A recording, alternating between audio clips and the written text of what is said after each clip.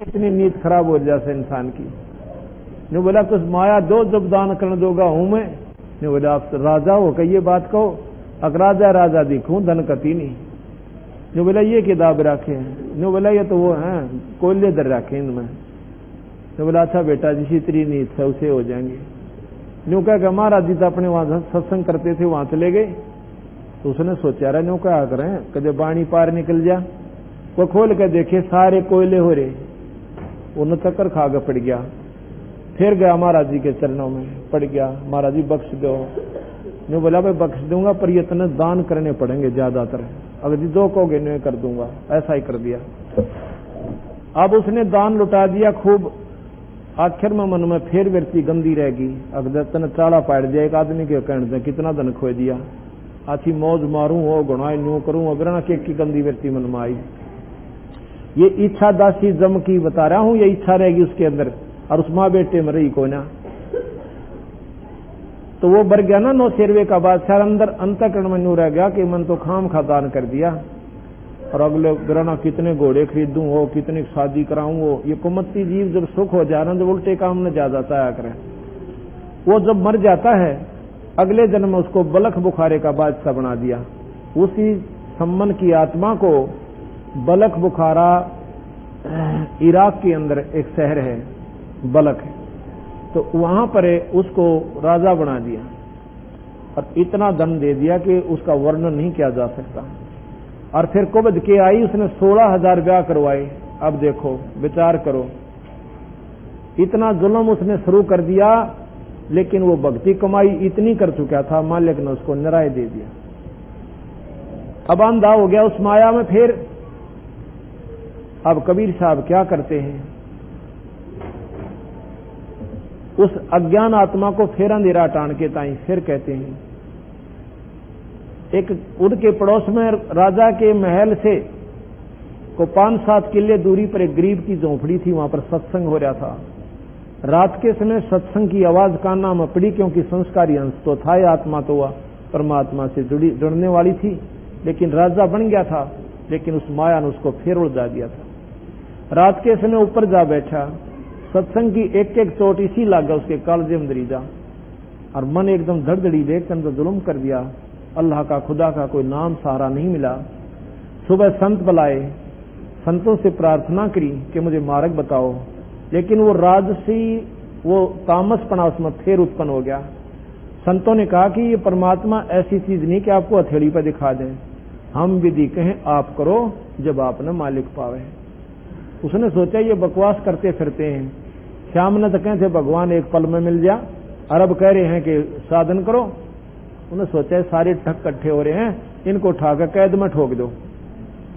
सभी महापुरुष कैद में डाल दिए और जो भी और मिले उनको भी लाओ अलकारे भेज दिए। कोई भी संत मिले मेरे पास लाओ, उसके पास पकड़ कर ले जा। वो कहे भगवान दिखा, वो यही बात कहें जी भगवान पाने का साधन होता है, हम बताओ आप करो। कहने लगे इसको ठाक ठोक दो। सबको जो है ना कैद में डाल दिया। अब वो महात्मा रोने लगे, ये परमात्मा तेरे नाम पर कष्ट है कष्ट। तो जी वो बंदी छोड़ भगवान सतपुरुष पूर्ण ब्रह्म वहां पर एक रबहारी का रूप बना के, रहबारी ऊंटों वाला होता ना, ऊंट वाल सा, इतना मोटा लाल ता साफा और दोरा धोती और लंबी जूतियां की नौका की जूती और हाथ में अच्छा मोटा मुसल, लंबी लंबी मूछ, जैसे मतलब एक रहबारी की बिल्कुल जो की तो हो लिया बना लिया। वो तो परमात्मा थे, जो चाहो बन जा। राजा के महल के ऊपर छाछ पर, और वहां पर वो लाठी से ऐसे जोर जोर से आवाज कर रहे हैं, खुड़का कर रहे हैं, चोट लगावे। जो जोर जोर से मारी गई, अच्छा खुड़का सुनाए, आवाज सुनाई दे। तो राजा ने कहा कि ये कौन कमबख्त है ऊपर, लो पकड़ के। सिपाही पकड़ जाए जी, और सामने वो देखा कि ये तो कोई ऐसा ही गांव वाला आदमी दिखा है, अनजानपड़े में आ गया होगा। कहने लगे भाई तुम ऊपर क्या कर रहा था? नो बोला जी मेरा ऊंट खू रहा से गुम हो गया एक, और नो देखूं था कहीं आपकी छत पर ना बैठा हो। राजा बोला रे बड़ा पागल तू तो, ऊंट छत पर कदे जा सकता है? किधर जंगल में ढूंढ उसको जाकर, समझा? और इसका लगाओ 4 छितर, फिर आओगा नहीं चाहिए। महाराज जी कहने लगे भाई एक बात बता, चलो छितर तो ला लिए, पहला मेरी सुनते ले, कहां सुनाओ। जिस प्रकार ऊंट महल के ऊपर क्वाइट इम्पॉसिबल, अति असंभव है, नहीं चढ़ सकता, इसी प्रकार इन बकवादा में भगवान ना मिले तने। जैसे जंगल में ऊंट मिले ऐसे संतों में परमात्मा होता है, और वो तने कैद में ठोक रखे बावड़ी बूझ न्यू कह अंतर ध्यान हो गए, दिखाई कौन दिया। अले भाई इतना सुनते ही राजा का तो कांपनी छूट गई, इतना भी उत्साह अपना अक्यू तो कोई फरिश्ता था, अतन तो चाला पाट दिया, जाडा चढ़ गया, बुखार बन गया, जाड़े लुआए, दवाई ली, दवाई कोई काम नहीं करे, फिर मौलवी बुलाए, तबीज बंधवा दिया, अब इसको ऊपर की फेट लागी, ठीक हो जाएगा। नो ना मेरा भगवान का झटका था ये, ऊपर की फीट तबीज बंधवा दिया। अब के कर तबीज परमात्मा के आगे। वहां से बंदी छोड़ने के क्या किया आगे चल के, जहां पर वो सभी संत कैद कर रखे थे ना, उस कैद में पहुंच गए और कहने लगा भैया मेरी भी सजा सुना दी तुम्हारे राजा ने, और मुझे भी यहां जगह बताओ।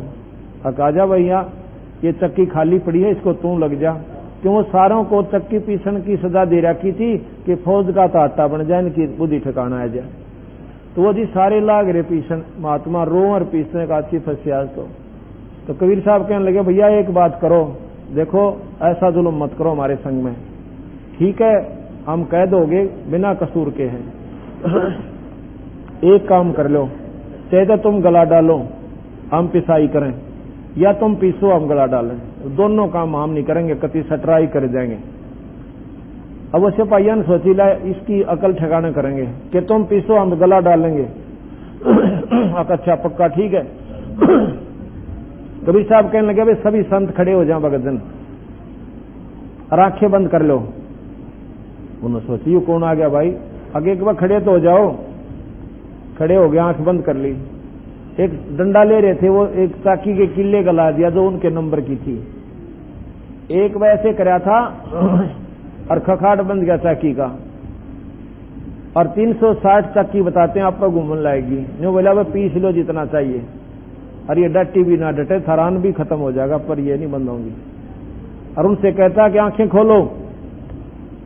वो आंखें खोले हैं तो जंगल के मां खड़े सारे, कैद खाली होगी। बोल सतगुरुदेव। अब वो उन किसे पीसे थे वह सिपाहियां घी बंदगी यूं तो भाई में बड़ा काम हो गया। ये कैदी चले गए, राजा गड़ेगा। वो भाग के राजा को रिपोर्ट देने गए 2 जने के, महाराज जी मेरा ना किया था, एक आदमी ने बोला मेरी कैद होगी हैं, और मुझे भी चक्की दे दो। हमने उसको चक्की बता दी और ऐसे ऐसे उसने शर्त रख दी। एक चक्की का डंडा लाया था, सारी घूमे हिन्नू, डटी भी ना डटती। राजा ने बोला बस जरूर, ये तो पक्की बात है, मेरे दौरे भी आया था। वहां जाकर देख रहे हैं तो चक्कियां अपट खखाट ठा रही हैं, खखाट उठ रहा करती, वो पीसना पैसना ही भूल गई। तो वो जाकर देखा, राजा ने बोला भाई ये तो खुद स्वयं परमात्मा का कोई बंदा था, खुदा का बंदा था, ये स्वयं ईश्वर था। अब क्या करें, हाथ से डोर छूट गई भाई, जब तक मेरे समझ में आई को नहीं, अब के बने। तो वो आज 10-1 मिनट में चमत्कार दिखा के वो बंद होगी चक्कियां। कुछ दिन के बाद बंदी छोड़ फिर जाते हैं, एक अतिथि का रूप बना के राह चालते का, और पहले धर्मशाला में डटा करते थे, पैदल चलते थे, धर्मशाला के अंदर अपने रात की लिया करते थे। तो कबीर साहब ने एक राह चालते का रूप बना के, एक तो इतनी मोटी गठड़ी बना रखी कपड़िया की, पोटली सी, और धोती बांध रखी जैसे राह चालते होते थे। राजा के महल में राज दरबार में जाकर खड़े हो गए, क्यों उनमें शक्ति थी, पहरेदार दिखे को ना, और न्यू जैसे वहां से आते दिखे। राजा ने जब दिखे, जब कति यहां लिए,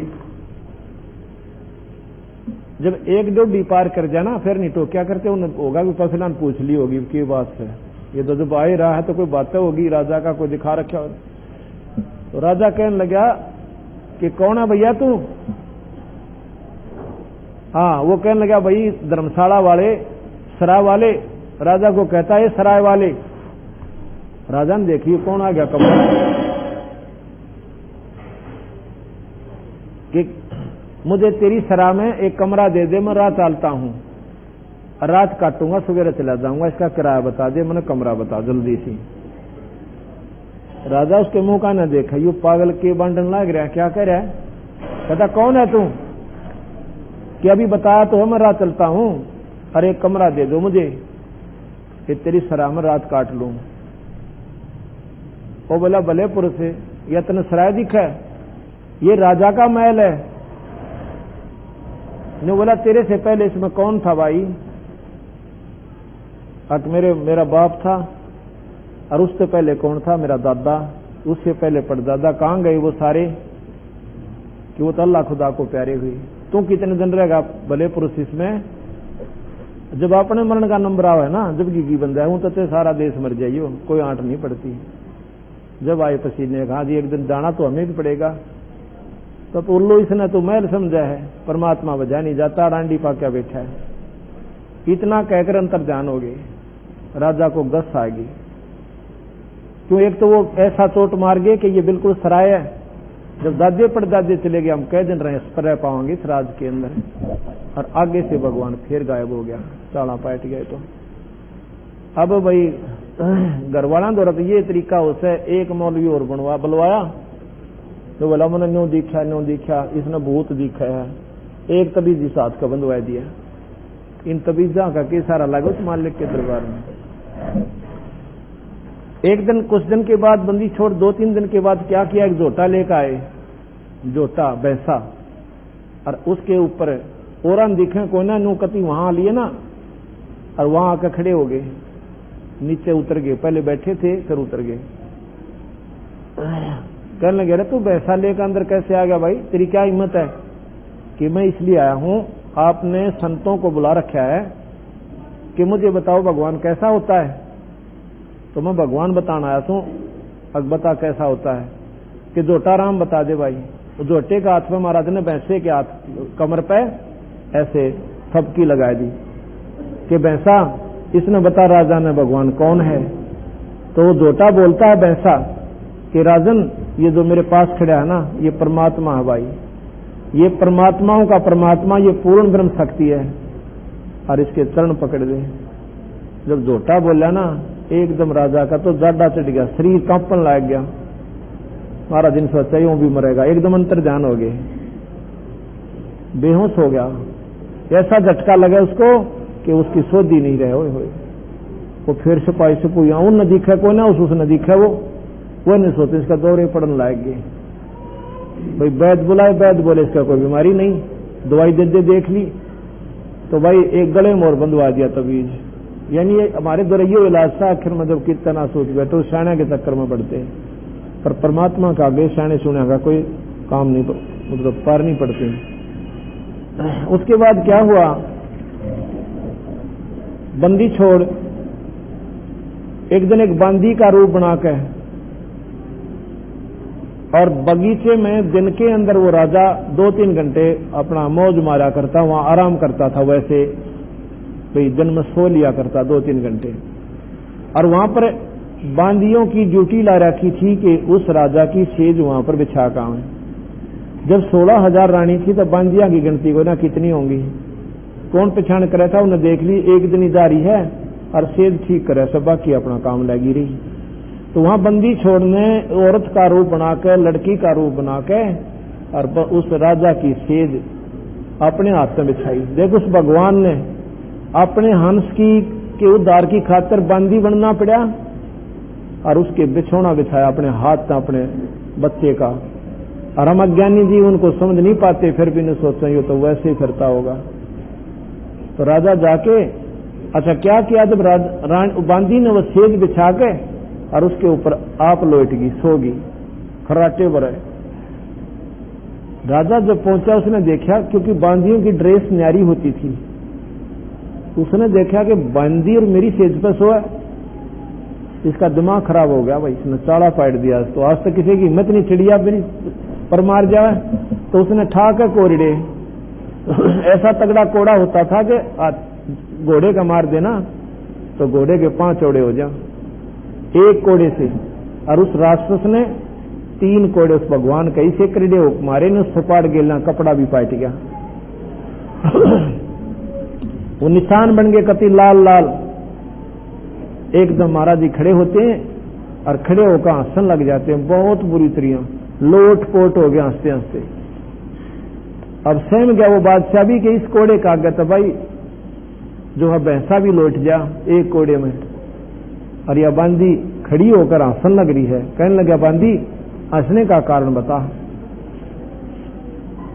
मुझे कारण बता, तू हंसी क्यों? ने बोली, भगत जी बात सुनाऊं? और कहा कि मैं तो इस स्त्री सेज पर एक घड़ी सोई थी, इसलिए मेरे को ये बूंदी सजा मिली।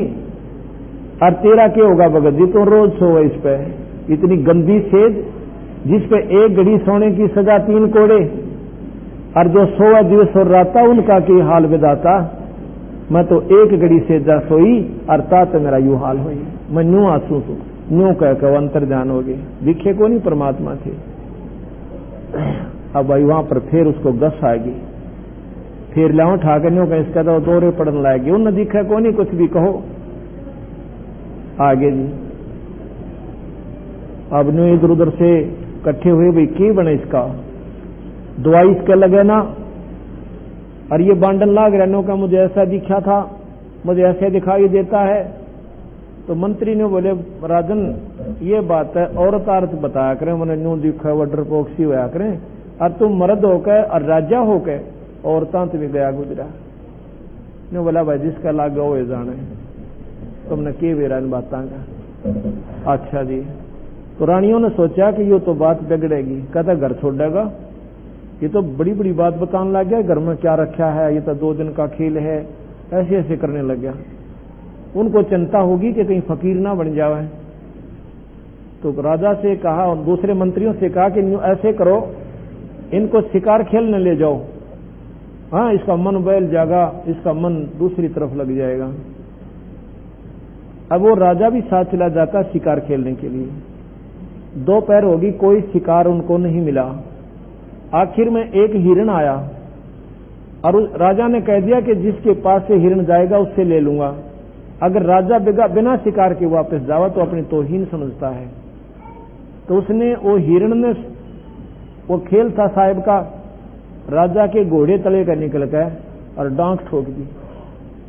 अब राजा शर्मिंदा कहे, किसने आपको भाग लिया उसके पीछे, बहुत दूर निकल जाता है। इतनी दूर निकल गया, 1 घंटे तक उसके पीछे घोड़ा भी, वो भी पसीना पसीना। आगे जाके अंतर ध्यान हो जाते हैं, एक वक्त ऐसे मोड़ काटता ही हिरण दिखाई ना दिया। और भी काफी दूर तक भागा पर कहीं नहीं दिखाई दिया। वापस आ गया तो इतनी जोर की प्यास लग गई, घोड़े ने मुंह बांध लिया और मुंह में झाग आ गई और उसको भी बहुत कसूती प्यास लग गई। पानी दिखे को ना काफी दूर तक, और उनका पड़ाव रह गया था कम से कम 20 किलोमीटर दूर। उन्हें सोचा आज मरे भाई। आगे आके देखते हैं कि एक बगीचा, एक तालाब, एक कुआं और एक महात्मा बैठा है जिंदा। उन्हें चलो राहत हुई, घोड़े को पानी पिया तालाब में, वृक्ष से घोड़ा बांध के, और आप कुएं पर पानी पी के। और फिर उसने सोचा कि महात्मा बैठा है और 3 कुत्ते बड़े बढ़िया ले रहा है, बहुत अच्छे कुत्ते हैं 3। उन्हें सोचा 2 कुत्ते इसे ले चलता हूं, राजमहल में रखूंगा, क्या करेगा बाबा जी 3-3 कुत्तियां का। जाके नमस्कार करके बैठ जाता है, सलाम करके।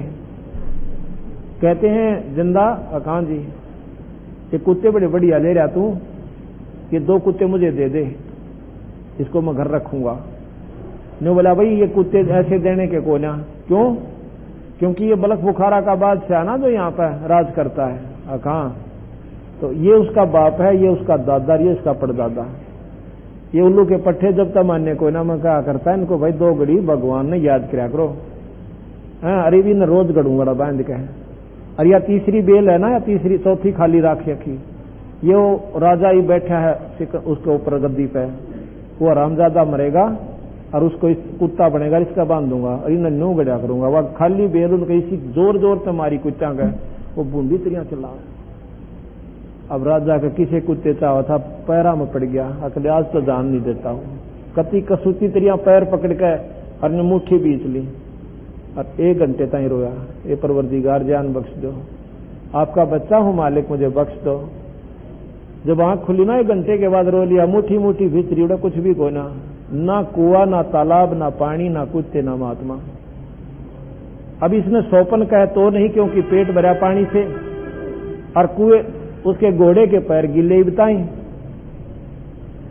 बस उस दिन पास उसकी कति जुबान पर मेख लागी, बोले कोई ना, आकाश तो भाई क्या बात बिगड़ेगी, ये तो घर छोड़ना पड़ेगा। आड़त ये करण कौन देंगे, 36 मुंह चपटे हैं। मेरी बात सुन, देखो नहीं अपनी अपनी गांव है का झूठ बोला, किसी ने देखा हमने ना दिखता, घर ना आ गया, किसी से तो नहीं बोला, फौज में आ गया और चल पड़ा, किसी से नहीं बोला।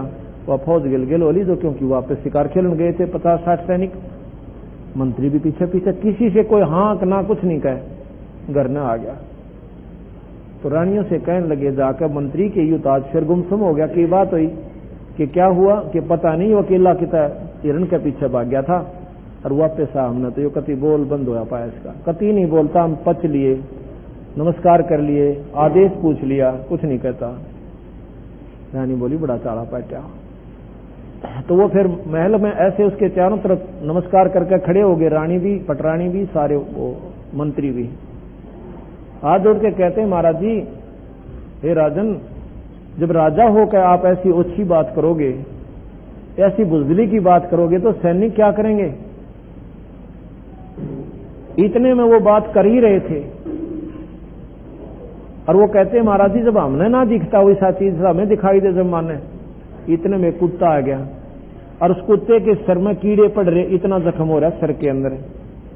और आकर इब्राहिम सुल्तान अदम के सामने, उस राजा के सामने मुंह रख कर कहता, इब्राहिम मैं फलानी नगरी का राजा था और जितने जुल्म करे भाई ये मेरे साथ से देख ले, ये देख अपने कर्मान भोग रहा हूं, और फलाने राजा के साथ लड़ाई में मारा गया था। अब उसका उसने पूर्ण जानकारी थी, और जितने खोटे करे ये कर्म देख बिरा, तेरे 16 दिन से जब बचा धंधा हो तो बच जा, न्यू कहकर उल्टा ककाट खा गया। अब वो राजा कहता देखो अब दिखा तुझे, और कहने लगा निकल जाओ यहां से, कमरे से सबको बाहर काट दिया और कवाड़ बंद कर लिए। जब सारी रात में पढ़कर सो गए, घर छोड़कर चल पड़ा। आगे बंदी छोड़ कबीर साहब मिलते हैं, कहते हैं इब्राहिम मैंने न्यू नहीं कहा था तो घर छोड़ के आ जा, अपने विकार त्याग और मोह ममता हटा दे और जाओ वापस राज कर और ये नाम जप। ने बोला जी को ना जानता हो, बालक सियाने हो रहे और कर लेंगे अपना राज, मैं तो जानता को नहीं, आपकी मौज मारो ते छोड़ो। तो ठीक है भाई, भगवान बदले। इस प्रकार उस जीवात्मा को बंदी छोड़ तीसरे दिन में जाकर और इस अड़ंगे मत हटा के जब उसको निर्मल करके सतलोक भेज दिया। अब ये भगवान कबीर साहब पूर्ण परमात्मा सतपुरुष है। अब जैसे भगवान कृष्ण ने ताम्रध्वज को मारा का लड़का, मोरध्वज का लड़का जीवित करवाया ताम्रध्वज, अब इस भगवान के आपको मैं 4 प्रमाण तो अभी दूंगा जीवित करने के। एक समय सिकंदर लोधी के पास मुसलमान इकट्ठे होकर गए, कहने लगे जी वो कबीर है ना जुलाहा, वो बहुत नीच बात करता है। क्या करता है कि कहता है मुसलमान धर्म की साधना गलत है, जो तुम बकरीद मनाते हो, जो तुम गऊ खाते हो, ये बहुत नीच कर्म होता है। उसने तो महाराज जी हमारा दीन भ्रष्ट कर दिया, वो तो पापी जीव है, वो हमें मांस खाने से मना करता है, यानी अपने प्रसाद लेते हैं, हम कोई मांस थोड़ा ही खाते हैं, हम तो कलमा पढ़ के उसको पवित्र कर देते हैं, उस बकरे की रूह को स्वर्ग भेज देते हैं। बढ़ाने लाग रहे उस राजा ने। तो कभी उस राजा ने सोची भाई लाओ पकड़ के उसको, ऐसा निकम्मा आदमी और हमारे मजहब की तौहीन करता है। तो कबीर साहब को पकड़ के कहते हैं 10 सिपाही गए पकड़ने के लिए, एक आदमी को, एक व्यक्ति को। तो महाराज राजा के सामने लाकर खड़ा कर दिया।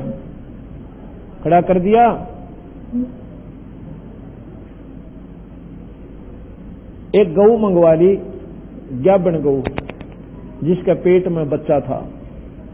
तो सिकंदर लोधी कहने लगा भाई कौन है तुम, और साथ में उन्होंने ये भी कह दिया था जी वो अपने आप को भगवान बताता है मैं खुदा हूं, और मुसलमान धर्म में खुदा को नहीं मानते कि वो आकार में आता है। ऐसा कोई कहे तो उसको काफिर कहते हैं, उसको पापी कहते हैं। तो कौन है तू? कहता मैं खुदा हूं। हाँ जी मैं खुदा हूं। कबीर साहब बोले मैं खुदा हूं, हम ही अलख अला हैं कुतुब गोस और पीर, गरीबदास खालिक दनी, भाई हमारा नाम कबीर है। अच्छा तू खुदा है? हाँ जी। वह गऊ काट दी, तलवार की गेला 4 टुकड़े हो गए मां बेटा के, 4 टुकड़े मां बेटा के हो गए। ने बोला तो खुदा हाथ इसने जीवित कर ले, नहीं तेरी गर्दन काट दूंगा। कबीर साहब कहने लगे खुदा की परिभाषा यही नहीं होती कि मुर्दे जिंदे कर दे, और भी परिभाषा होती है, ये तो एक उसका पार्ट है। अच्छा देख जानते हैं, एक थप की गऊ का मारी ऐसे जुड़कर खड़ी होगी, एक थप की बच्चे का मारी ऐसे जुड़कर दोनों खड़े हो गए, ला का बच्चा और दूध की डेग ठोक दी। बोल सतगुरुदेव। कबीर साहब कहे गऊ हमारी अम्मा है, इस पर छुरी मत बा, गरीबदास की दूध नहीं, ये सब ही आत्म खा, या सब की मांस है। मुसलमानों को ये दूध देने तो नाचती नहीं, और ना हिंदुओं को नकारा करती, ये सब के लिए समदृष्टि से देखती है। और इसके मांस ने खाकर तुम और इस जीव को नष्ट करते हो, हत्या करते हो, इसके पापी होते हो। ये आपके परिवार को 10 साल तक दूध का और घी खुआ हुआ है, इतना बढ़िया अमृत, और तुम इसके मांस ने खाकर सत्यानाश को प्राप्त होते हो। अब इस चमत्कार ने देखकर ना तो राजा बोला ना वो कैद जी बोले। महाराज गरीबदास जी कबीर साहब कहते हैं कि एक मुल्ला मस्जिद में कूक एक पुकार है बोका, इनमें कौन सा स्वर्ग में जागा, हमने लग गया धोखा। एक तो बकरे को हलाल करते हैं, आधी गर्दन काट दी 5 उड़ के, और फिर उसके ऊपर कलमा पढ़ते हैं, जैसे गायत्री मंत्र होता है ना यहाँ का, ऐसे उनका एक कलमा मंत्र है।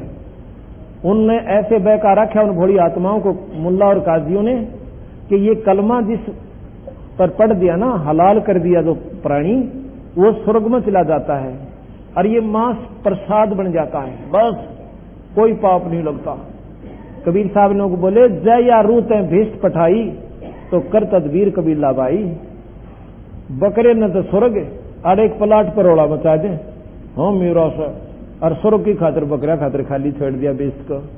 यानी अगर तुझे पूर्ण विश्वास है, दृढ़ विश्वास है कि इस प्रक्रिया से परमात्मा स्वर्ग देता है, तो भाई मैं दूसरा नंबर कौन आन दे, बच्चा तो भी पहले अपनी नाड़ काटक में जाऊंगा स्वर्ग में। अगर तुझे पूर्ण दृढ़ विश्वास है कि ये स्वर्ग में बकरे की आत्मा चली गई, तो अपने लड़कियां ने काट कर दिखा, अपने परिवार ने काट के दिखा दे, तो हम तेरी प्रक्रिया को सही मान लेंगे। एक मुल्ला मस्जिद में कूके, कैसे कूकता है, हलाल कर देता है। बकरा अपनी जान न रोए, आखिरी सांस गिन रहा कि कब मेरी प्राण निकले, और वो नो कहे अल्लाह, हे खुदा, इस रूह को, बकरे की आत्मा को स्वर्ग में स्थान देना, मोर रूह के नौका मस्जिद में छिड़के, ऐ तरह बुलाए। वो खुदा तेरे बाप का नौकर है, तेरे कंते उस बकरे की रूह न स्वर्ग में भेज देगा। ये कोई बात हुई?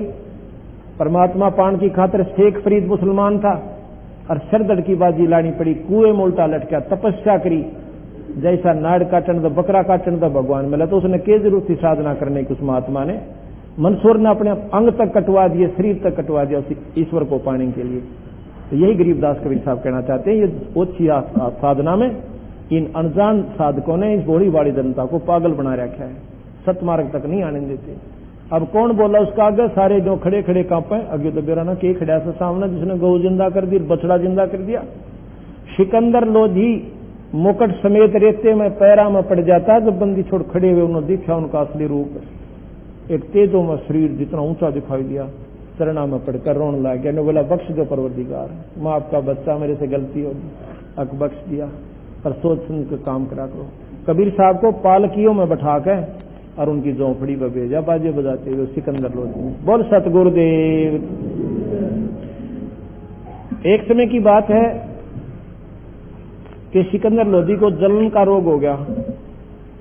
जलन का रोग ऐसा खतरनाक होता है जैसे किसी की आंगली पर कभी या शरीर पर कोई गर्म चाय पड़ गई हो, या कोई आग पर हाथ टेक गया हो, उसके बाद देखो कितना दर्द होता है।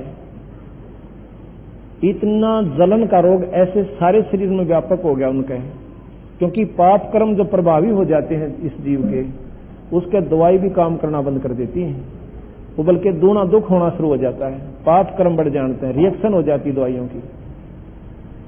उसने जी दिल्ली का बादशाह और सारे के डंडोरे पिटवा दिए, भाई जो भी बढ़िया से बढ़िया हिंदुस्तान में वैद्य हो और मुंह मांगा पैसा दूंगा, मेरी बीमारी काट दे।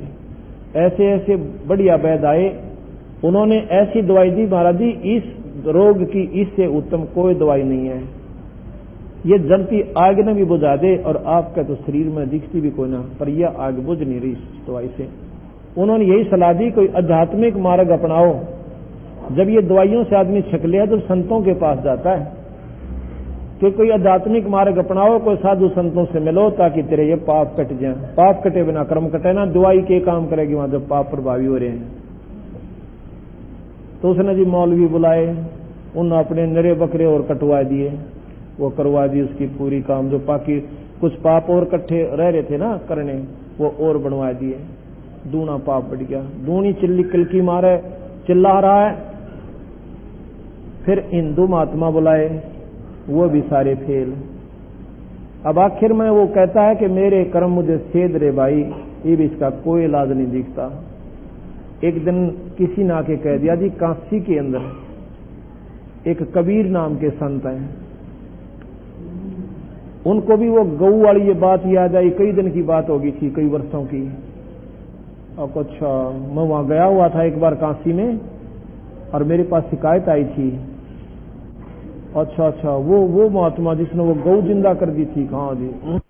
तो जी वहां से दिल्ली से काशी जाने के लिए, दिल्ली से काशी लगभग 700 किलोमीटर पड़ती है। अपना खाने का सामान, लंगर, घोड़े, हाथी, पालकी और साथ में चल पड़े, तोबची ताबची अपने साथ लेकर चलते थे। 4-5 दिन में वहां पर पहुंचे। एक व्यक्ति घोड़े पर पहले भेज दिया कि राजा आ रहा है, और वहां का नवाब वीर सिंह बघेला था। उसका पूरा नाम है वीर भानु सिंह बघेल, लेकिन शॉर्ट में महाराज गरीबदास जी उसको वीर सिंह बघेला कहते हैं। उसने जाके संदेशा दे दिया संदेश वाहक ने कि राजा आ रहा है, उसके लिए राजभवन न्यारा होता जैसे आजकल रेस्ट हाउस है, और राजभवन में उसके रुकने की व्यवस्था कर दी। बादशाह जब राजभवन में पहुंचा है, वीर सिंह बघेला आगे हाथ जोड़कर खड़ा हुआ, क्योंकि वो बादशाह दिल्ली के वो नवाब थे, जैसे मुख्यमंत्री के, प्रधानमंत्री के सामने आदर के लिए, सत्कार के लिए आगे मिलता है। बैठ गए और एक मेज के ऊपर खाने के काजू न्यारे, किशमिश न्यारे, फल न्यारे, सेब छूल को न्यारी, और दही, पकौड़े, बड़े, जलेबी, मेज नो सजा रखी वीर सिंह ने अपने राजा के स्वागत की खातिर। कहने लगे परवरदिगार भोजन पाओ। ने बोला वीर सिंह गले में पानी भी नहीं उतरता, ऐसा जुल्म हो रहा मेरे संग में, इतना दुखी हूं आज। क्या हो गया महाराज जी? कि मेरे ऐसी बूंदी बीमारी हो रही है कि बस पूछा मत ना, मैं जानू मेरा कैसे जीवन बीत रहा है। तो इसके बारे में वीर सिंह चुप हो जाता है। कहने लगे वीर सिंह, यहां पर मैंने सुना कोई कबीर नाम का महात्मा है, और मैंने सारा इलाज करा लिया, कहीं लाभ नहीं हो रहा। वीर सिंह ने और बंदी छोड़ का नाम लिया, उसका नाम लेते उनकी आंखों में पानी आ गया वीर सिंह का। कहने लगे हाँ जी, कि कहते हैं वो बहुत अच्छे महात्मा हैं, क्या मेरे दुख न दूर कर देंगे वह? वीर सिंह ने बोला जी वो परमात्मा है, अगर उनकी रजा हो जाए वो जो चाव कर सकते हैं, क्योंकि वो पहले से शिष्य महाराज का हो चुका था उनके चमत्कार देख के। तो कहने लगा वीर सिंह बुला के ला भाई जल्दी से, मेरे दुख दूर हो जाए। अब वीर सिंह कहता महाराज जी जाता हूं, पर एक मेरा अर्ज है छोटी सी। क्या? कि कहते हैं साधु को बुलाया नहीं करते, स्वयं जाना चाहिए। और बुलाने से हो सकता है वो मन में जो सोच लें कि राजा तो भाई अभिमानवश मुझे बुला रहा है, अगर वो आ भी गए अपनी रजा नहीं बख्शेंगे, आपको कोई लाभ नहीं मिलेगा। आप जाओगे ना अपा, और वो राजा हो प्रसन्न होंगे कि राजा मेरे पास आ गया, हो सकता है उनकी दया में। और मेर तो बात बना जी, ऊंचे सारा गांव बैठा रहा उसके दौरान। जिसका अपनी कसक सीधी लगेगी ना, रोता हुआ अर्ज करेगा जब वो काम बनता है। तो अब कहते हैं मरता के नहीं करता नहीं। बोला भी बिल्कुल ठीक है वीर सिंह, मैं चलूंगा वीर सिंह, चल पड़ते हैं। कहाँ मिलते हैं कि रामानंद जी के आश्रम में रहते हैं वो ज्यादातर हैं, क्योंकि रामानंद जी के वो शिष्य थे, लेकिन रामानंद जी फिर भी थोड़ी कमजोरी किया करते थे। कबीर साहब ने जब उनका भ्रम तोड़ दिया था तो उन्होंने इन दो धर्म के सभी जाति वालों को नाम देना शुरू कर दिया था, लेकिन मुसलमानों से नफरत वो फिर भी करते थे। अब कबीर साहब सोचा करते महाराज जी में अभी भी थोड़ी सी कमजोरी रह रही है, और जब तक यह कमजोरी जात और मजहब धर्म की रहेगी आत्मा निर्मल नहीं हो सकती, परमात्मा में लीन नहीं हो सकती, वहां उस लोक में नहीं जा सकती, सतलोक में। एक ही तीर के दो शिकार खेलने थे बंदी छोड़ने। राजा को काबू करना था कि हो सकता है ये राजा सारी दुनिया ने समझा दे, ये क्योंकि हिंदुओं से मुसलमान वो राजा बहुत बढ़ा रहा था, बहुत जुल्म कर रहा था इस प्रजा के ऊपर, इसलिए उसको काबू करना, बंदी छोड़ना जरूरी समझा कि ये अनर्थ बंद कर दे। तो राजा जब जाता है वहां पर रामानंद जी के आश्रम में, पता करवाया कि भाई रामानंद जी हैं ना कबीर साहब, तो वो जो सेवक था वहां बता दिया जी कबीर साहब नहीं यहाँ पे। तो उन्होंने सोचा भी कितने महात्मा आएंगे, तो आश्रम में बैठ जाते हैं। संदेशा भिजवाया कि मैं ऐसे ऐसे सिकंदर लोधी दिल्ली से आए हैं और काशी नरेश भी साथ में है, और कबीर साहब से मिलना, हम थोड़ी देर यहाँ राहत चाहते हैं, बैठ जाएंगे, इतने साहब आएंगे। तो महाराज जी से पूछो। रामानंद जी ने बोले कि इन मुसलमानों की मैं शकल भी नहीं देखा करता, और कह दे यहाँ पर कोई स्थान नहीं है। ऐसा जाकर के उसने सेवक ने कह दिया कि महाराज जी मना करते हैं कि मुसलमानों को यहाँ आना मना है। सिकंदर लोधी के में तो चिड़चिड़ा सुबह हो रहा बीमारी से, और निकाल कर तलवार के दो अन्ना का आदमी राजा के साथ ऐसा व्यवहार करे, यो प्रजा के ना के सलूक करता होगा, और जाकर उस सिकंदर लोधी ने रामानंद की गर्दन काट दी। संत महात्मा की 115-16 साल के हो रहे थे, 150 साल की आयु में से छोड़ा था उसने रामानंद जी ने, 116-20 साल के वो तकरीबन हो चुके थे। तो जी वहां जाकर गर्दन काट दी। वो मारे पास से फिर सोच दिया कि तू आया था इलाज करवाने खातिर है। अरे कबीर साहब अपनी मेहर बख्शनी, और भाई मैंने तो जुल्म कर दिया। वीर सिंह मेरे जैसा नीच आत्मा धरती पे नहीं भाई, देख संत की हत्या और कर दी, देख मेरे कर्म माड़े, देख ले तू। अब ऐसी मेरे अंदर से उमंग, ये पाप बड़े हैं मेरे। अरे कबीर साहब मौत बख्शे को, यार मेरा दुखियो अंत नहीं हो सकता। वीर सिंह बोला जी के बताऊं महाराज जी, तो आप जानो क्यों। नरेश के बोला राजा गए, वो मतलब नवाब ने बोला भाई चल ठीक से, मेरे तो खोटे कर्म से, चल वापस चलते हैं। जब जो ही बाहर निकले इतने सामने बंदी छोड़ आने लग रहे कबीर साहब। तो वीर सिंह कहने लगा जी महाराज जी तो ये सामने आ रहे हैं, कबीर साहब है ना, कबीर साहब है। अब उन्होंने सोची अब के बने, कौन से मुंह तो मैं कहूं कि मेरा ऐसे ऐसे हो गया, ऐसे कर दो। तो वीर सिंह के कहीं गुरुदेव थे, वो सीधे उनके चरणों में पड़ गए, लंबा लौट कर नमस्कार किया, दंडवत प्रणाम किया। अब सिकंदर लोधी ने ये सोचा अकीब और कोई चारा कोई ना, वो भी समेत मुकट के रेत में लौट गया, चरणों में पड़ गए। कबीर साहब ने सिकंदर लोधी के कड़म हाथ लाया, उठ भाई राजा, दिल्ली के बादशाह कैसे आना हो गया। हाथ लानते उनकी बीमारी खत्म होगी। कबीर साहब का सप्रस मात्र से सिकंदर लोधी के जलन का रोग खत्म हो गया। कौन सतगुरुदेव, बंदी छोड़ कबीर साहब। तो कहने लगे भाई कैसे आना हो गया। सिकंदर ने बोले महाराज जी जिस काम के लिए आया था वो तो आपने हाथ लान मात्र से ठीक कर दिया। मेरे ऐसे ऐसे बहुत भयंकर बीमारी थी और आपके सप्रस मात्र से ठीक हो गया दाता। पर महाराज जी मैंने एक जुल्म कर दिया, ये बीमारी मेरा फेर लगेगी। अगना फेर क्यों लगेगी? अगना जी फेर लगेगी। कारण बता। अगली बतान जोगा को नहीं, मैंने ऐसा जुल्म कर दिया, आप मुझे माफ नहीं कर सकते। भाई माफ कर दिया, वो तो जानी जान थे, उन तो खेल खेलना था, माफ कर दिया, बता दो तू क्या?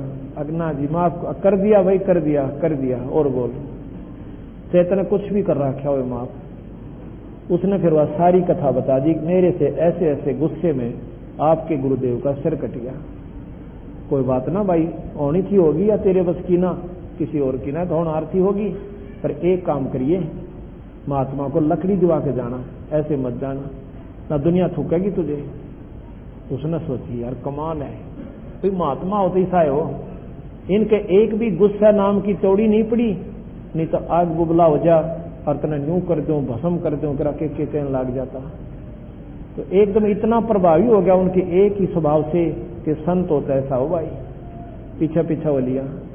आगे जाकर देखते हैं कि सिकंदर रामानंद की गर्दन की तपड़ी और धड़ की तपड़ा, नरे नरे कपड़े डाल रखे दोनों उनका ऊपर। जाकर देखते हैं तो कबीर साहब ने क्या किया, अपने गुरुदेव के चरणों की तरफ की चद्दर पकड़ के और कहने लगे साहब उठना, साहब उठना। गुरुजी, ए महाराज जी, सच साहब उठियो, देख संध्या आरती का समय हो गया, ऐसे ऐसे उठियो। तीसरी बार कहा था, वो धड़ वहां से चला, वो सिर और धड़ पर जुड़कर रामानंद जी बैठे हो गए। बोल सतगुरुदेव, बंदी छोड़ कबीर साहब। तो सारी की सारी वहां देखने वाली जितने भी खड़े थे उनके तो हाथ पांव फूल गए कि तो भगवान है कबीर क्या। उसके बाद इस चमत्कार ने देख के वहां एक और प्रकरण है कि रामानंद के जो गर्दन कटी थी, आधा खून बह रहा था, आधा दूध बह रहा था। तो उसने सारी बात याद आई कि इसने मेरी गर्दन काटी थी और कबीर साहब ने जीवित कर दिया। रामानंद पूछता है कि कबीर एक बात बता कि ये आधा दूध और आधा खून क्यों निकला? कहते तो खून न होता या फिर दूध न होता। कहने लगे महाराज जी, इसलिए निकला कि अभी आधे निर्मल हुए थे। अभी तक आप हिंदुओं को न्यारा समझते थे और मुसलमानों को भिन्न समझते थे। स्वामी जी, नीच आत्मा किसी भी धर्म में हो वो नीच है, और ऊंच आत्मा किसी भी मतलब धर्म जाति में वो ऊंच है, जो अच्छे काम करे, बुराई ना करे, किसी की आत्मा ना दुखावे, बीड़ी शराब मांस तंबाकू प्रयोग ना करते हो, वो ऊंच आत्मा है और भगवान को बचते हो। और हम मजहब धर्म के का हिसाब लाकर उनको नक्कमे और अच्छे कहते हैं, हमारी बुद्धि ठीक नहीं होती। और आज के बाद आपके सारे शरीर में खून होगा, दूध नहीं होगा, दूध होगा, खून नहीं होगा, क्योंकि आपका अंतःकरण आप समदर्शी हो गया आज से। इस प्रकार फिर सिकंदर लोधी ने ये चमत्कार जब देखा, चरण पकड़ लिए बंदी छोड़ के, ने बोले महाराज जी, हे परवरदिगार, एक बार दिल्ली चलो, हमारे परिवार का उद्धार हो जाएगा, आपके चरण पड़ेंगे। साहब भी चाहते थे किसी प्रकार राजा ही सद्बुद्धि हो जाए तो सारी जनता में सुख हो जाएगा। कहने लगा अच्छा भाई चलते हैं, स्वीकार कर लिया। उधर से शेख तकी नाम का एक धार्मिक पीर था मुसलमान, वो उनका एक नंबर का, उसमें हिंदुस्तान का एक नंबर का पीर था। उसके हुक्म में सारे मुसलमान थे, एक तो राजा का पीर और पूरी छोटी मोटी को सिद्धियां भी जाना था। तो सिकंदर लोधी वापस आ गए, कबीर साहब को हाथी पर बैठा के चल पड़े। रास्ते में इलाहाबाद के पास आके एक गंगा पड़ती है, गंगा, तो उस गंगा के किनारे पड़ाव डाल लिया। अब शेख तकी ने जब पता चला कि ऐसे ऐसे सिकंदर लोधी का जलन का रोग ठीक हो गया और मरे हुए संत को जिंदा कर दिया कबीर साहब ने, और इसलिए राजा ने इनको इतना आदर दे दिया कि अपने हाथी में, अपने चंडोल में बैठाकर स्वयं कवर कर रहे हैं। और शेख तकी ने सोचा तेरी चौधर गई है, ये राजा तेरी जात नहीं पूछा है, और इस कम वक्त ने मेरी रोटी मार दी। अब इसने इसी लीला करूंगा इसके लिए कि यू फेल हो जाएगा, यानी ऐसा इसको झटका दिवाऊंगा, राजा की दृष्टि से इसको गिरवा दूंगा।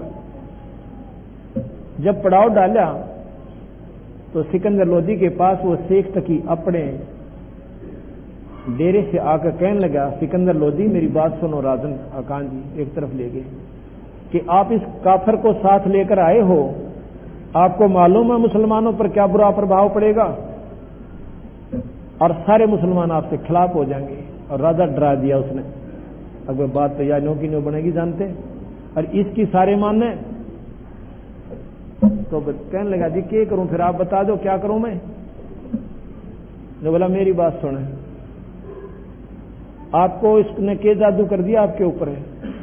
कहने लगा जी जादू नहीं कह सकते, मेरी सी बूंदी बीमारी थी और वह ठीक होगी। इतनी गंदी बीमारी थी, मैं जानू मेरे साथ के बीते थी, और मेरी आंखों के सामने इसने एक महात्मा को जीवित कर दिया। कटी मैंने अपनी हाथा नाड़ काटी, गर्दन काटी, और इन्होंने मेरे सामने जीवित कर दिया।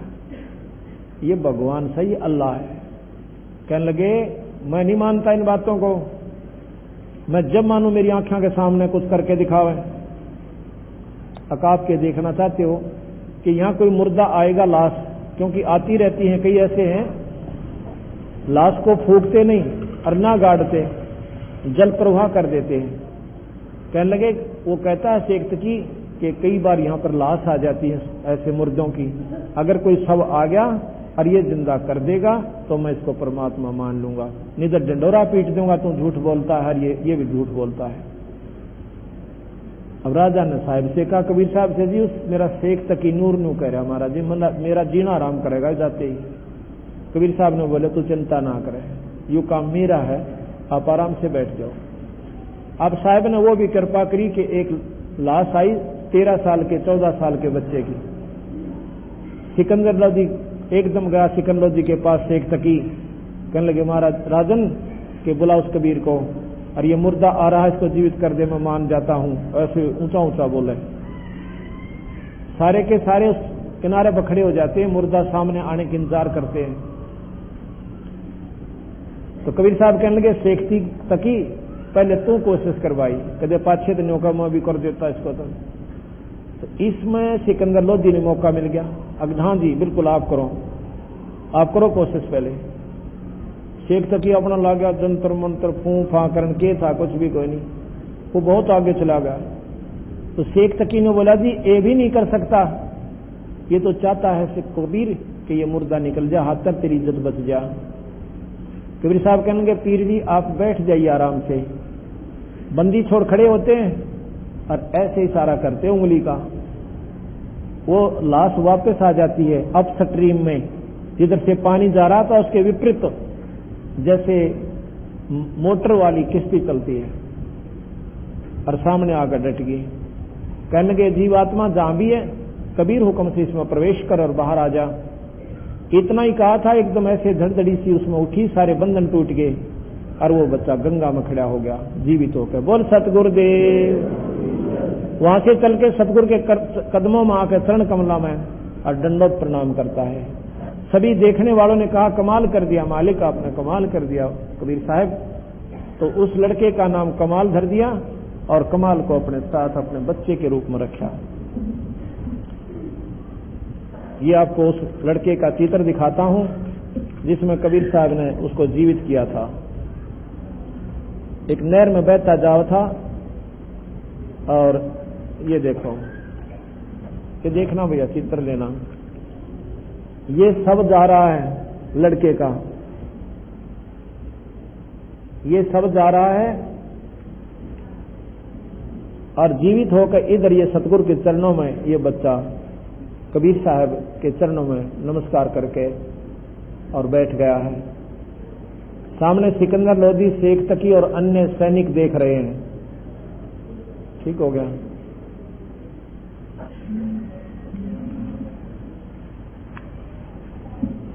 इसके बाद क्या हुआ, अब शेख तकी ने तो मतलब हार नहीं मानी अपनी, और तरीका ढूंढा कि इसका कति बेइज्जती करवा के छोड़नी है। राजा से बोला कि राजन बात सुन ले, ये कोई जादूगर दिखा है और ये कोई इस लड़के का सदमा हो रहा था, ये मरा को नहीं था, और ऐसे सदमे में ऐसा समझ लेते मर गया, उसको बहा देते हैं या गाड़ देते हैं, और ये सूत बैठ गया इसका। मतलब एक परीक्षा और लूंगा और नहीं तो जाकर डडोरा पीटूंगा। अब राजा कुछ ना बोले, के कहो उसके ना कुकर माथा मारे। घर चले गए, सभी मुसलमानों को इकट्ठे कर ले आ जाते, कहते काफिर को लेके आ गया, ऐसे ऐसे उस हिंदू धर्म को मानने लग गया, दुनिया उल्टी ला दी। अब मौजूद मुसलमान जो वहां के प्रभावी थे वो हजारों आदमी इकट्ठे हो गए और कहते हैं राजा से हम बात करना चाहते हैं, क्या तो इस काफिर को यहां से भगा दो। राजा ने 5-7 बुलाए कि तुम 5-4 दिन मेरे पास आओ। शेख तकी मौजूद 5-6 व्यक्तियों को बुला ले गया। भाई क्या चाहते हो, की बात है? कहने लगे शेख तकी कह रहा है कि आपको इसने अपने चुंगल में दे लिया है, आप हिंदू होने जा रहे हो, हम आपको जो है ना राजा स्वीकार नहीं करेंगे, बगावत कर देंगे, ये कर देंगे। कुछ बात तो बताओ कि ये बताओगा शेख तकी क्या चाहता है, जैसे ये कैसे करना पड़ेगा आपको। क्या चाहते हो पीर जी? कि मैं चाहता हूं कि जब मानो इस कबीर को कि मेरी कन्या को जीवित कर दे दो, कब्र के अंदर दबी हुई पड़ी है, वह छोरी उसकी लड़की 12-13 साल की मर गई थी, शरीर छोड़ गई थी और वहां पर वो डाल दी। आने दो दोस्तों। तो क्या हुआ? तो जब जानो कि शेख तकी कहता मेरी लड़की ने जीवित कर दे, अब सिकंदर लोधी बोला जी 1 मिनट डट जाओ। कबीर साहब के पास गया, महाराज जी इसने तो जुल्म कर दिया, मेरा जीना आराम कर दिया शेख मेरे पीर ने तो। और वो महाराज जी जाने से सारी। अब कहने लगा भाई की बात है जी, नूर नो कैसे कि इनको कह दो तीसरे दिन परसों वह छोरी जिंदा हो जाएगी और डंडोरा पिटवा दो, सारा मुनादी करवाओ, क्योंकि आधे मानने हैं फिर आ जाएंगे, हमने ना देखा। डंडोरा पिटवा दिया आसपास गांव में भी और हजारों आदमी इकट्ठे हो गए। कबीर साहब ने जाके और वह कब्र फोड़वा दी, कब्र फोड़ दी। कहने लगे शेख तकी अब तू जीवित कर अपनी लड़की को। तो और कहने लगे महाराज जी अपनी लड़की ने कौन कब्र में दाबे, जिसके पास कोई शक्ति होती तो आप करो महाराज जी। कबीर साहब बोले कि शेख तकी की लड़की जीवित हो जा। शेख तकी की लड़की जीवित हो, वह जीवित ना हुई। 3 बार कहा ना जीवित हुई। शेख तकी कूदन लग गया ना, जंप मारा इतना ऊंचा को, देखा ना पकड़ी गई चोरी बेवकूफ बना रहा था। वो जब नाच लिया ना, जब बोला डट जा शेख तकी, रुको आप थोड़ी देर। कहने लगे जीवात्मा जहां भी है कबीर हुक्म से इसमें प्रवेश कर और बाहर आ जा। साहब ने इतना ही कहा था, वो सॉरी ऐसे लड़की में एकदम जैसे सर्दी सी लगा कर सारा शरीर कंपन होती है और वो सारे बंधन उस लड़की के एकदम वो खड़ी हो जाती है, बंधन नहीं होते उसमें, और खड़ी होके और महाराज के चरणों में दंडोत प्रणाम करती है। बोल बंदी छोड़ महाराज, बंदी छोड़ कबीर साहेब। वह लड़की क्या कहने लगी? कबीर साहब बोले कि बेटी तू जा अपने पिता के पास, अपने पिता के पास जा। वह लड़की ने बोली महाराज जी अगर मेरा पिता होता तो मैंने ये जमीन में दाग कर जाता, ये मेरा बाप नहीं है, ये गुमराह कर रहा दुनिया को। और 1 घंटे तक उस लड़की ने बताया कि ये परमात्मा आपके सामने अल्लाह खड़ा है, ये खुदा का खुदा है, परमात्माओं के परमात्मा स्वयं भगवान आए हुए हैं, और किसी की आंख खुलती हो तो इनके चरणाम पढ़कर अपना नाम ले लो। ऐसे चमत्कार देख के कबीर साहब के 64 लाख से सो गए आज से 550 वर्ष पहले। हिंदुस्तान की आबादी उसमें मुश्किल से 4 करोड़ होगी और 64 लाख से सो जाना कोई छोटी बात नहीं है। लड़की कहने लगी आज से मेरे पिताजी आप हो महाराज जी, मैं तो आपकी बेटी आपके साथ रहूंगी। तो महाराज ने उस लड़की का नाम कमाली दर दिया, सबने कमाल कमाल किया, कहा छोरी का नाम कमाली रख के अपनी बेटी के रूप में रखा, कमाल को अपने बेटे के रूप में रखा। कबीर साहब की पत्नी नहीं थी, उन्हें शादी नहीं करवाई और ना ही वो मां का जन्म लिया था। इस प्रकार बंदी छोड़ ने ये चमत्कार दिखा कि वहां की जनता को इतना प्रभावी कर दिया और राजा भी बहुत उन पर आश्रित हो गया। बोल सतगुरुदेव। अभी आपने सुना था कि बलक बुखारे में संत कैद किए आके आप छुटवाए कि ना, मैला पे ऊंट मैल सरा के सुन के चक्कर आयक ना, बांदी हो के सेज बिछाई तन तीन कोरडे खाएक ना। तुम नरसे बन गए नार ओडा तीर दरी, तुम कर दो पल में पार हो जा रजा तेरी। मेहर तेरी महाराज जिस पर रजा तेरी।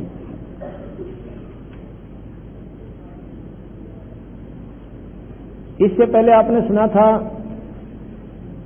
कि रामानंद योग में उलझे से सोकर सुलझाएक ना, और सुपथ सुदर्शन को चरणों में लेकर अपने वतन निभाएक ना। और नीरू नीमा उसके मात पिता थे, वो बेटा बन मुक्तायक ना। जीवा दत्ता की सूखी डार कर दी हरी भरी। अब ये दो छोटी कहानी आपको और सुनाऊंगा। द्वापर युग में कबीर साहब करुणा में नाम से आए थे। उस समय उनका सिख सुदर्शन नाम का सुपच था, यानी बंगी जाति में, हरिजन मतलब बंगी जाति में थे, बाल्मीकि घर पे। तो सुपच सुदर्शन तो महाराज ने पार कर दिए, और उनके माता पिता ने नाम नहीं लिया, कबीर साहब की बात नहीं मानी।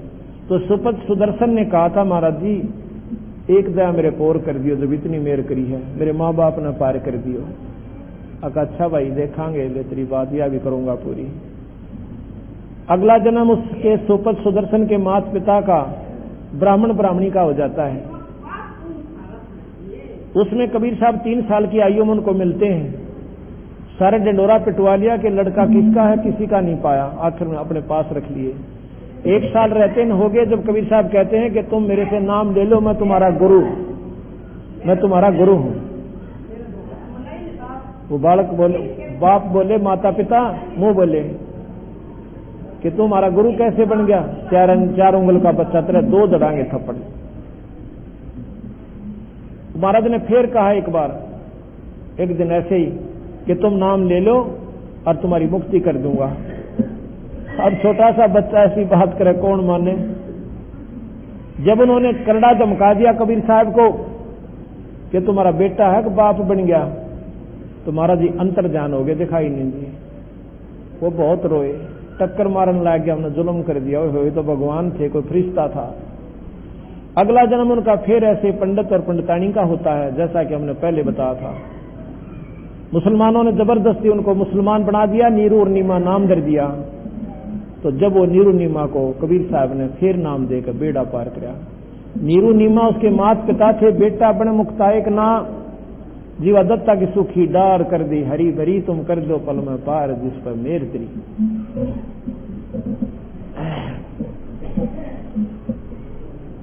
इधर गुजरात के अंदर एक भरूच शहर है, भरूच समुद्र के किनारे पर भरूच, और उससे 12 किलोमीटर की दूरी पर एक मंगलेश्वर गांव है। मंगलेश्वर गांव नर्मदा नदी के ऊपर है, और नर्मदा नदी वहां समुद्र में गिरने से पहले ऐसे 2 हिस्सों में बट जाती है, जैसे पीछे से आ रही हो और मेरी सटेज के दोनों तरफ से घूमकर आगे फिर समुद्र में मिलती हुई एक हो जाती है। ऐसा बीच में एक टापू बना हुआ है। 550 वर्ष पहले वो टापू नहीं था, वो उरला हिस्सा जो मंगलेश्वर गांव की तरफ जो कटाव नदी ने कर दिया, वो पहले नहीं था। वो सारा का सारा हिस्सा एक साइड से नर्मदा नदी बहती थी, उसको शुक्ल तीर्थ कहते थे, शुक्ल तीर्थ। अब वो हम देख का आंखा अभी गए थे, 3 तारीख को वहां पहुंचे थे, 3 सितंबर को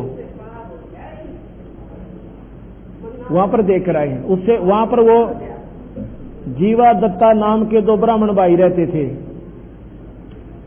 उन्होंने ये बात सुन ली थी संतों द्वारा कि मुक्ति होती है पूरे गुरु तय, और पूरे गुरु बिना जीव छुटकारा इंसान का नहीं हो सकता। तो दोनों भाइयों ने सोचा भी इतना तुम्हारे में ज्ञान कोई ना कि भाई शास्त्रों से जान लें या संत कौन सा अच्छा है कौन सा गलत है, किसका मार्ग ठीक है, न ही ऐसी दिव्यदृष्टि के उनकी भक्ति को देखें। तो क्या तरीका ढूंढें कि हम क्यों कर बात बने कि कैसे पूरे संत का नाम लिया जाए। और अधूरे संत पे नाम ले लिया तो भी पार पड़ा को नहीं, तो मानो शरीर फिर बर्बाद। उन्होंने अपनी कल्पना करके ऐसा एक नियम बनाया कि हम सत्संग करवाएंगे अपने घर पे, साधुओं को बुलाओगे, जो महापुरुष बड़े बड़े मंडलेश्वर हैं जिनके नाम चलें, जो उपदेश अधिकारी हैं उनको घर पर बुलाएंगे और भंडारे करेंगे। उनके चरणों को धोकर और एक सूखे बड़की टहनी पे, एक सूखे बट वर्ष की सूखी टहनी, कति बिल्कुल जैसे वह बालने योग्य होगी हो, इतनी खड़ंग सूखी, और उसको गमले की तरह एक पौधा ला करते हैं ऐसे लगा दिया, गमला बनाकर ना, मतलब ऐसे खड्डा सा बनाकर उसमें खड्डा खोद के और जैसे पौधा लगाते हैं और चारों तरफ उसमें पानी डालने के लिए उसकी डोल बना देते हैं। जो भी महापुरुष आवे उसके चरणा न धोके और उसमें डाल दें। अगर ये चरणामृत से जिस महापुरुष से डाली हरी होगी वो हमारा गुरु होगा, उसको पूर्ण गुरु मानेंगे। ऐसा उन्होंने कई वर्षों तक प्रोसीजर, ये प्रक्रिया चालू रखी, पर वो डाली हरी नहीं हुई। सभी महात्मा आके जा लिए, दोनों भाई बैठ कर रोने लग गए। नो बोले जीवा कहता दत्ता को, कहां भाई, ऐसे गंदे समय पर मनुष्य शरीर मिला कि संत खत्म हो गए पृथ्वी पर, कोई संत नहीं रहा। अब दत्ता कहने लगा भाई क्या बताओ, हमारे तो माड़े कर्म से जब संत कोई मिला नहीं, और इतने महापुरुष जिनकी दुनिया में बोलबाला, और वो आकर चले गए, इब ठिकाना कि ढूंढा भाई। बोले तो मरना है बाकी है भाई, कहता फिर सूत बैठेगा, और कच्चे गुरु तो नाम भी लेने में कोई फायदा नहीं, उड़ कर बैठ जाएंगे। अब बंदी छोड़ने जब देखा ना, वो 1 महीने तक ऐसे रोते रहे दोनों भाई। अब बहुत बूढ़े समय में हमें जन्म मिला, पृथ्वी संत रही तो होगी। कबीर साहब वहां से काशी से अंतर्ध्यान होते हैं और वहां शुक्ल तीर्थ में प्रकट हो जाते हैं। उनके जीवा दत्ता के घर के आगे का निकल गए, एक बार तो आगे चले गए। अब जीवा ने देखा कि एक महात्मा गया महाराज जी इधर, भाई जी आप कहो तो बुला लो। कैसा महात्मा, सिर पर टोपी, दाढ़ी बदी हुई, धोती कुर्ता। ने बोला महात्मा तो ना दिखता कि मैं और सौदा दिखा है, जब ऐसे भी पूछा है तो अगना जीवन तो ऐसा लगे जानू, बहुत प्यारा सा लग गया जब आगे के गया। ने बोला बुला ले एक बार, चल ऐसा करेंगे आते ही पानी चरण धोकर देख लेंगे, जो महात्मा होगा तो आदर दे देंगे, ना रोटी खुआ कर हाथ जोड़ लेंगे। ऐसा ही किया, क्योंकि वो दुखी हो लिए थे बेचारे। जब वो वापस आ रहे थे महाराज जी, तो वो आना ही उसके लिए था। आगे जाके उनके गांव में, गांव भी ऐसा 50 साली झोपड़ी थी वहां पर, 50-40 ऐसे छोटे छोटे उसमें गांव होते थे। वापस आ रहे थे ना गली मां के, तो जीवा भाग्या गया, कहने लगे महाराज जी आ जाओ एक बार, दास के घर पर चलो।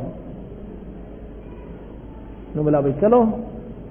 आगे बिठा के, मुड्डे पर बिठा के दोनों भाइयों ने चरण धोए। अन्य बोले जीवा ले प्रेम डालिए भाई इसमें। उनका बड़ा बतलाई हुई बात थी। जीवा ने जाते ही साहेब के चरणों की, साहेब के चरणा की वह चरणामृत उस डाली में डाल दिया, टहनी में।